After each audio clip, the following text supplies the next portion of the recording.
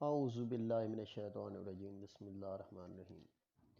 کعبہ کی تعمیر اور حضرت ابراہیم علیہ السلام کا بیان۔ جب حضرت ابراہیم علیہ السلام نے قربانی سے فراغت پائی اور حضرت اسماعیل علیہ السلام کو بی بی ہاجرہ کے حوالے کر کے اللہ تعالیٰ کا شکر بجا لانے کے لیے گئے، اور پھر اس کے بعد حضرت سائرہ خاتون کے پاس تشریف لے گئے، چاند ہی روز گزرے تھے کہ حضرت جبریل علیہ السلام تشریف لائے اور حضرت ابراہیم علیہ السلام سے کہنے لگے، اے ابراہیم، تم پر اللہ نے سلام بھیجا ہے، اور ساتھ ہی یہ بھی فرمایا ہے کہ اس سرزمین میں ایک گھر اللہ کے واسطے بناؤ تاکہ مخلوق خدا کو زیادہ سے زیادہ فائدہ پہنچ سکے۔ یہ بات حضرت جبریل علیہ السلام کی سن کر عرض کرنے لگے کہ یہ خانہ خدا کہاں بناؤں؟ فوراً ہی اللہ تعالیٰ کا حکم ہوا، اے ابراہیم، اونٹ پر سوار ہو جاؤ، تو میرے حکم سے ایک ابر آئے گا، تم اس کے ساتھ ساتھ چلتے رہنا، اور وہ وہاں جہاں بھی ٹھہر جائے اور سایہ اس کا جہاں تک گرے وہاں تک نشان دے کر وہیں بیت اللہ کی بنیاد ڈال دینا۔ چنانچہ اللہ کے حکم سے ایسا ہی ہوا، اور ایک روایت میں یہ بھی ہے کہ ایک سانپ نے آ کر چاروں طرف حلقہ کیا، اسی انداز سے جو حلقے کا نشان تھا بیت اللہ کی بنیاد ڈالی گئی۔ ایک دوسری روایت میں یہ بھی آیا ہے کہ حضرت جبریل علیہ السلام نے آ کر جہاں تک بتا دیا وہاں تک بنا لیا، جیسے کہ سورہ حج میں اللہ پاک نے فرمایا ہے، اور جب ٹھیک کر دیا ہم نے ابراہیم کا ٹھکانہ، اس گھر کا شریک نہ کر میرے ساتھ کسی کو، اور پاک رکھ میرے گھر کو طواف کرنے والوں اور کھڑے رہنے والوں اور رکوع سجود کرنے والوں کے واسطے، کیونکہ سابقہ امتوں میں رکوع نہ تھا، یہ خاص صفت اسی امت کو عنایت کی گئی۔ اور یہ بھی حضرت ابراہیم علیہ السلام کو بتایا گیا کہ آئندہ آنے والی نسلیں اس گھر کو آباد کریں گی۔ جب اطمینان کامل ہو گیا تو حضرت ابراہیم علیہ السلام نے بارگاہ رب العزت میں عرض کی، اے اللہ، اس کے واسطے پتھر کہاں سے لاؤں گا تاکہ اس گھر کی تعمیر شروع کروں اور تیرے حکم کی فرما برداری کر سکوں؟ اللہ کی جانب سے حکم ہوا، اے ابراہیم، جس پتھر کی تم کو ضرورت محسوس ہو رہی ہے وہ پتھر تم کو 5 پہاڑوں سے مل سکیں گے، یعنی کوہ لبنان، ہرا، کوہ ابو قبیس اور کوہ صفا و مروہ۔ ان 5 پہاڑوں سے حضرت جبریل علیہ السلام پتھر لاتے تھے اور حضرت ابراہیم علیہ السلام خانہ خدا بناتے جاتے تھے، اور اس کی تعمیری کاموں میں حضرت اسماعیل علیہ السلام بھی مدد کرتے تھے۔ خداوند قدوس کا حکم ہوا، اے ابراہیم، سب سے پہلے پتھر مسجد کی محراب میں رکھو۔ چنانچہ آپ نے بموجب فرمان الہی پہلا پتھر اسی جگہ پہ رکھا جہاں حکم دیا گیا تھا، یعنی محراب مسجد میں نصب کیا گیا، اور دیکھتے کیا ہیں کہ اس پتھر پر نام محمد رسول اللہ صلی اللہ علیہ وسلم کا لکھا ہوا ہے۔ پھر اس کے بعد ایک پتھر داہنی طرف بیت اللہ کے رکھا تو اس میں نام ابو بکر صدیق کا لکھا ہوا تھا، اور ایک پتھر بائیں طرف رکھا تو اس پر نام حضرت عمر بن خطاب کا ظاہر ہوا۔ اسی طرح 2 اور پتھر لگائے، ان دونوں پتھروں پر حضرت عثمان غنی اور حضرت علی کرم اللہ وجہہ کے نام ظاہر ہوئے۔ غرض کہ جب تک ان 5 حضرات سے سچی محبت نہ کرے گا اس کی نہ نماز قبول ہوگی، نہ حج قبول ہوگا، اور نہ کوئی عبادت اللہ کے دربار میں قبول ہوگی۔ بیت اللہ تیار ہونے کے بعد حضرت ابراہیم علیہ السلام نے اللہ تعالیٰ سے یہ دعائیں مانگی، سورۃ البقرہ میں ہے، اور جب اٹھانے لگے ابراہیم اور اسماعیل بنیادیں اس گھر کی، تب کہنے لگے، ہمارے رب، قبول کر، تو اصل سننے والا اور جاننے والا ہے۔ اور کہا جیسا کہ حق تعالیٰ نے فرمایا ہے۔ ابراہیم نے کہا، اے رب، کر اس شہر کو امن و امان والا، اور روزی دے اس کے لوگوں کو میووں سے، جو کوئی ان میں سے یقین لائے اللہ تعالیٰ پر اور پچھلے دن پر، اور جو آنے والا یقیناً ہے۔ پھر اللہ نے فرمایا، جس کا ترجمہ ہے، فرمایا، اور جو کوئی منکر ہے اس کو بھی فائدہ دوں گا تھوڑے دنوں، پھر اس کو قید کر کے بلاؤں گا بڑے عذاب دوزخ کے، اور نہایت ہی بری جگہ ہے۔ پس حضرت ابراہیم علیہ السلام اللہ کا شکر بجا لائے کہ ہم لوگوں نے اپنے ہاتھوں سے بیت اللہ بنایا۔ بعد میں حضرت جبریل علیہ السلام نے عرض کی، اے ابراہیم، اللہ نے آپ کو سلام کہا ہے، اور اللہ فرماتا ہے کہ تم لوگوں نے بڑی محنت سے یہ خدا کا گھر بنایا ہے، ہمارے نزدیک اس محنت کی بہت ہی زیادہ قدر و منزلت ہے۔ حضرت ابراہیم علیہ السلام نے خداوند قدوس سے عرض کی، یا الہی تو نے فرمایا ہے کہ بھوکے پیاسے کو کھانا پلانا اور ننگے کو کپڑا پہنانا نزدیک میرے ایسا ہی بڑا درجہ ہے جیسا کہ اس گھر کا مرتبہ ہے، اور 1000 رکعت نماز ہر رکن پر اس کی ادا کی۔ پھر ارشاد ہوا، اے ابراہیم تم لوگوں کو اس گھر کی طرف بلانے کی دعوت دو، جیسے کہ سورہ حج میں اللہ نے فرمایا، اور اعلان کر دو لوگوں میں حج کے واسطے کہ لوگ اس بیت اللہ کے واسطے پیدل اور اگر سواری ہو تو سواری پر، اگرچہ ان کے اونٹ دبلے ہی کیوں نہ ہوں، کیونکہ یہ حکم دوری مسافت کے واسطے ہے۔ بہرحال ہر ممکن طریقے پر اس گھر کی طرف چلے آئیں۔ یہ حکم سن کر حضرت ابراہیم علیہ السلام نے بارگاہ رب العزت میں عرض کی، یا الہی کہاں تک میری آواز پہنچے گی اور اس آواز کو کون سنے گا؟ حکم ہوا تم بلند آواز سے پکارو، میں تیری آواز کو تمام مخلوقات کے کانوں میں، جہاں تک جو روحیں باپ کے صلب میں اور ماؤں کے رحم میں ہیں ان کو سنوا دوں گا۔ حضرت ابراہیم علیہ السلام نے ایک بلند پہاڑ پر چڑھ کر بآواز بلند لوگوں کو اس گھر کی طرف بلانے کی دعوت دی اور کہا، اے لوگوں تم پر اللہ نے حج فرض کیا ہے، لہٰذا ہر شخص اس میں حج کے واسطے آنا ضروری سمجھے۔ چنانچہ جن کی قسمت میں حج تھا، ایک بار یا 2 بار یا زیادہ اپنے شوق سے باپ کی پشت اور ماں کے رحم میں لبیک کہا۔ حضرت نے کسی کو نہ دیکھا اور چاروں طرف سے آواز آئی، لبیک اللہم لبیک لا شریک لک لبیک ان الحمد والنعمت لک والملک لا شریک لک یا سیدی و مولائی۔ ترجمہ: جب حضرت ابراہیم نے مکے کے میدان میں چاروں طرف نظر کی، دیکھا کہ نہ پانی ہے، نہ گھاس ہے، نہ زراعت، غرض کے کچھ بھی نہ تھا، تو یہ دیکھ کر حضرت ابراہیم علیہ السلام نے بارگاہ الہی میں درخواست کی۔ سورہ ابراہیم میں ہے، یا رب میں نے بسائی ہے اپنی اولاد میدان میں جہاں کھیتی نہیں، تیرے ادب والے گھر کے پاس، اے رب ہمارے ہم کو قائم رکھ واسطے اپنی نمازوں کے، کیونکہ جو تیرا ہو جاتا ہے اس کا دل تیری طرف ہی جھکتا ہے، اور جو لوگ اس جگہ آباد ہو جائیں تو ان لوگوں کو میووں سے روزی دے تاکہ وہ تیرا شکر زیادہ کریں۔ حضرت ابراہیم علیہ السلام کا گھر شام میں تھا۔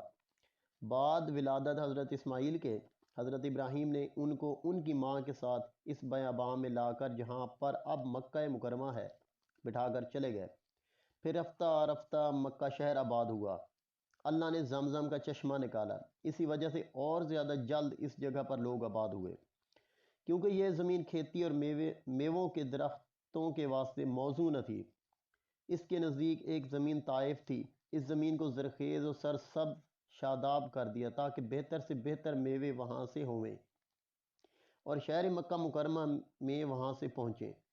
بعد اس کے اللہ کے حکم سے حضرت جبریل علیہ السلام نے 36 کوس تک زمین مکے کی جو کہ سنگریزے سے بھری تھی، اسے کھود کر ملک شام میں لے جا کر رکھ دی، اور اس کے عوض میں دریائے نیل کی زمین مکے میں لا کر رکھ دی، اور فرشتے سب اس زمین کے گرد کعبے کے 7 دفعہ طواف کرتے رہے، اور اسی جگہ سے کہ جہاں سے حضرت جبریل علیہ السلام نے مٹی کھود کر ملک شام میں پھینکی تھی لے جا کر اس کا نام طائف رکھا، اس واسطے کہ 7 دفعہ گرد بیت اللہ کے طواف کیا تھا۔ اب ہر دفعہ ہر طرح کے میوہ جات طائف میں پیدا ہوتے ہیں۔ اور اس کے بعد حضرت ابراہیم علیہ السلام نے ملک شام میں جا کر رہائش اختیار کی، کیونکہ اللہ نے فرمایا تھا کہ خانہ کعبہ خراب نہ ہوگا، آباد رہے گا۔ اسی واسطے حضرت ابراہیم علیہ السلام نے مہمان سرائی بنائی اور عہد کیا کہ بغیر مہمان کے میں کھانا نہ کھاؤں گا۔ حضرت ابراہیم علیہ السلام ایک عرصہ مدت تک وہیں عبادت کرتے رہے اور مسافروں کی مہمانداری کرتے رہے۔ کچھ عرصہ گزر جانے کے بعد ایک دن حضرت اسرائیل علیہ السلام آدمی کی صورت میں بن کر آپ کے پاس آئے۔ حضرت ابراہیم علیہ السلام نے پوچھا، تم کون ہو؟ کہاں سے آئے ہو؟ انہوں نے کہا، میں اسرائیل ہوں۔ حضرت ابراہیم علیہ السلام نے یہ سن کر اسرائیل علیہ السلام سے کہا، تم میری ملاقات کو آئے ہو یا جان قبض کرنے کو؟ انہوں نے کہا، میں آپ کی ملاقات کو آیا ہوں اور آپ کو ایک خوشخبری دیتا ہوں کہ اللہ نے اپنے ایک بندے کو دوست کہا ہے۔ حضرت ابراہیم علیہ السلام نے فرمایا وہ کون ہے اور اس کی علامت کیا ہے؟ ملک الموت نے کہا اس کی علامت یہ ہے کہ وہ مردے کو زندہ کر سکتا ہے۔ حضرت ابراہیم علیہ السلام نے کہا وہ مردے کو زندہ کر سکتا ہے۔ حضرت ابراہیم علیہ السلام نے کہا کاش میں ویسا ہوتا یا اسے دیکھتا تو میں اس کے ساتھ دوستی کرتا۔ اس کے بعد اسرائیل علیہ السلام غائب ہو گئے۔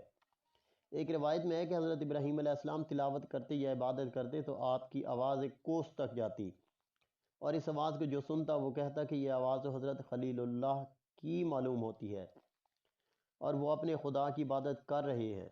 ایک دن آپ نے تمنا کی ہے اللہ تو مردے کو کس طرح زندہ کرتا ہے؟ اگر یہ چیز تو مجھے آنکھوں سے دکھا دے تو بہت ہی اچھا ہو۔ پس اللہ کی بارگاہ میں عرض کی۔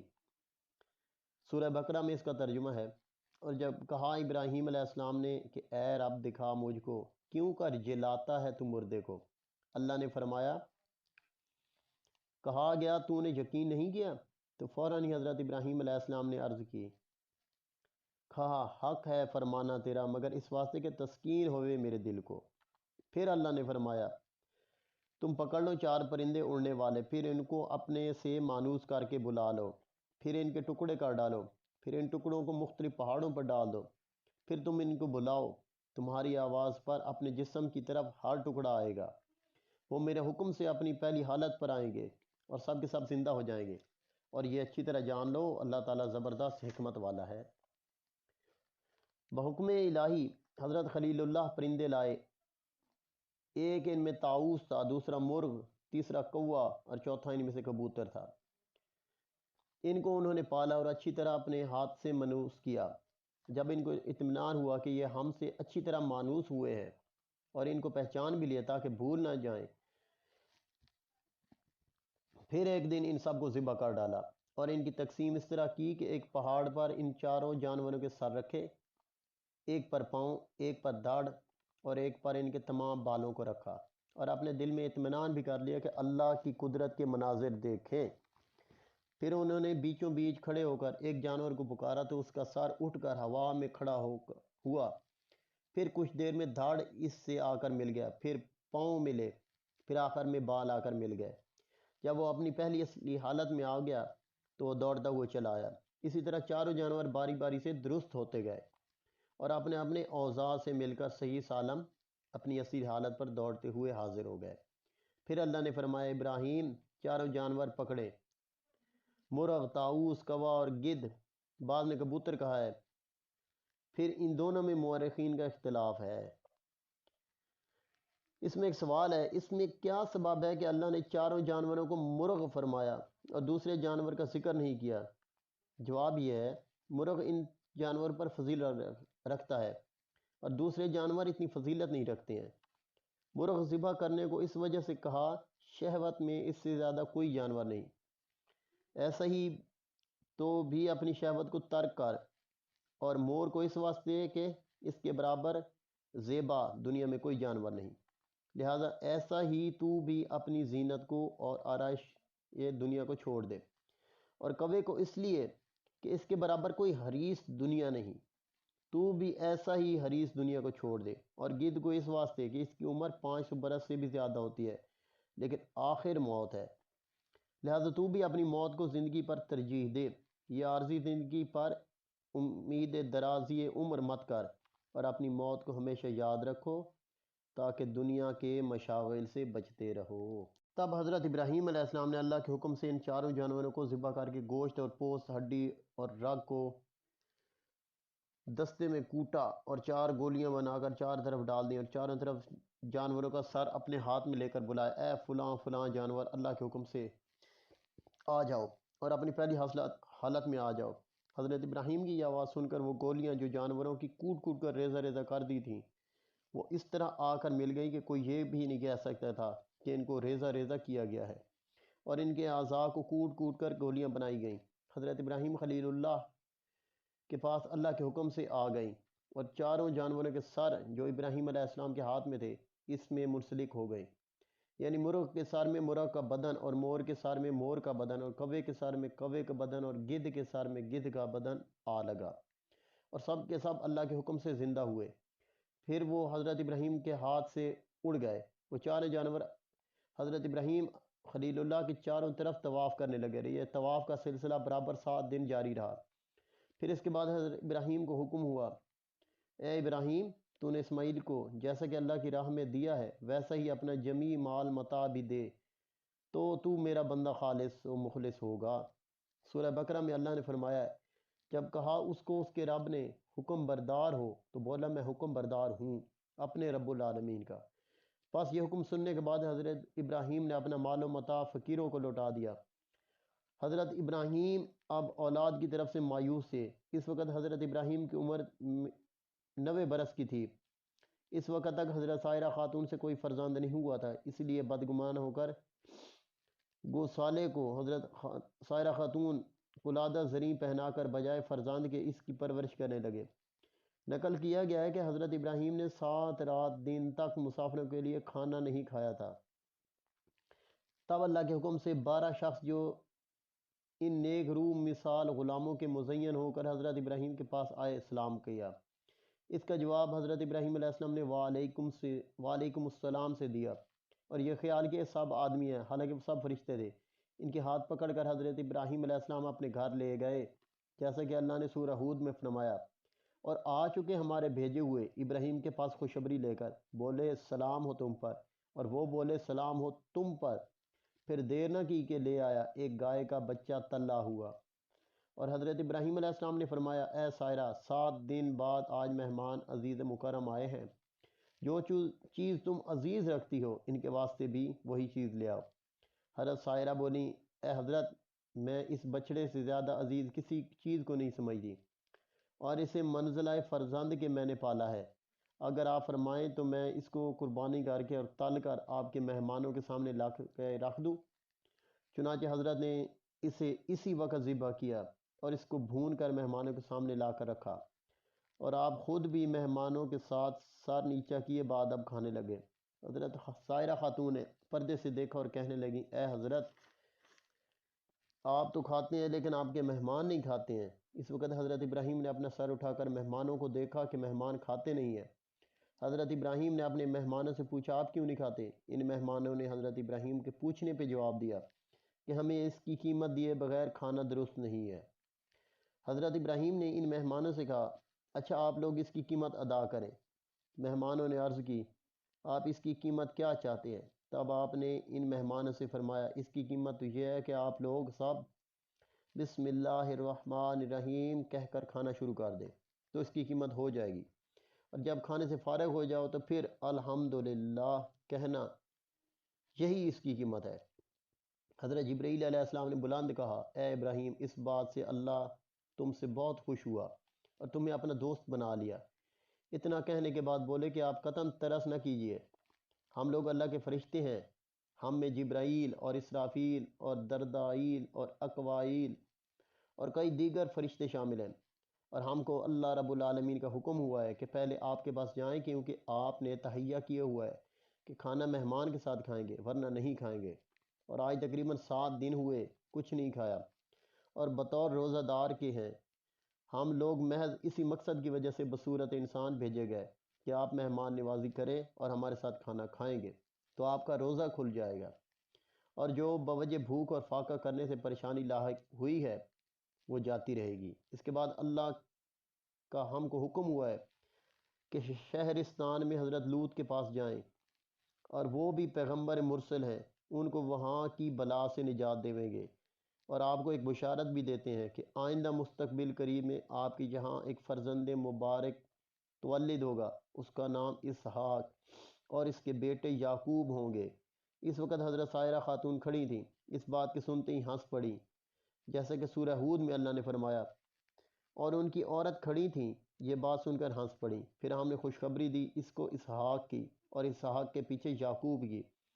تب حضرت سائرہ بولی، جیسا کہ سورہ ہود میں ہے، اے خرابی، کیا میں جنوں گی حالانکہ میں بڑھیا ہوں اور خامد بھی میرا بوڑھا ہے؟ یہ تو عجیب بات ہے۔